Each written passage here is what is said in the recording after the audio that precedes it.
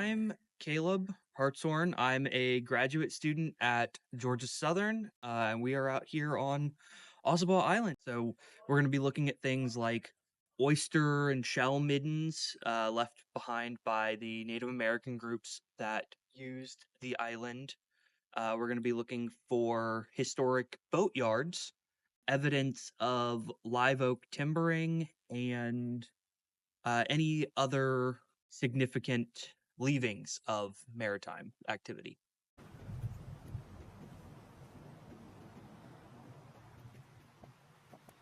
This is where we are, and we're going to walk this bit out here, out to Cane Patch.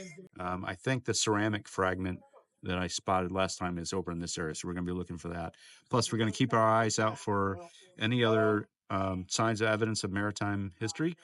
If we see signs of pilings or something else that doesn't look natural, that's what we're looking for, things that stick out from nature. Does anybody have any questions? No.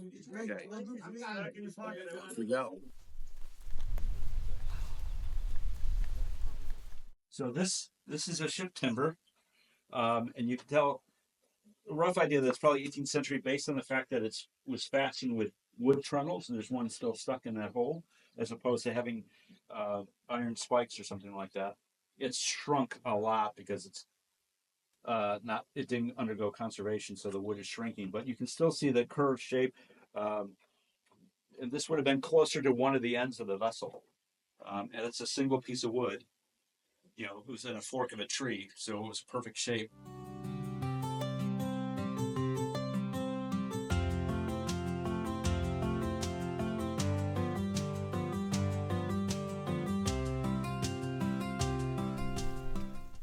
Oh wow! Yeah, you can really make out the.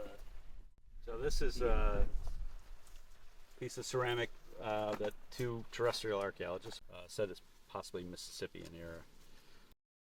So yeah, downed trees like the one we just saw are very useful for non-invasive archaeological work because they tear up the ground and we don't have to.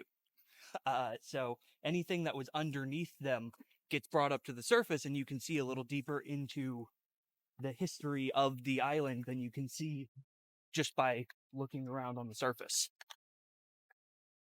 I think we're right about here. Yeah. Because this is that little straggly bit of trees. Yeah, that's here. So yeah, so we're probably like right here.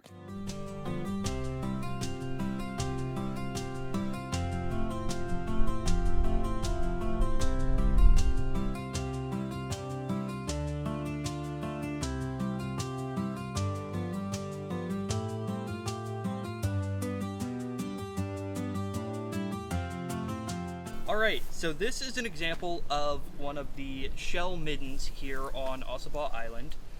These are significant outcroppings of discarded shell that would have accumulated over centuries of use by the indigenous population.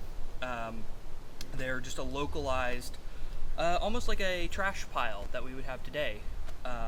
It's just they're mostly made up of the shells that are produced from sea harvest. So they would have been over here eating oyster and clam and whatever else we have here in this pile, and it would all just accumulate in one spot. And these are some of the most prominent examples of evidence of early indigenous populations. So you can see the ridge.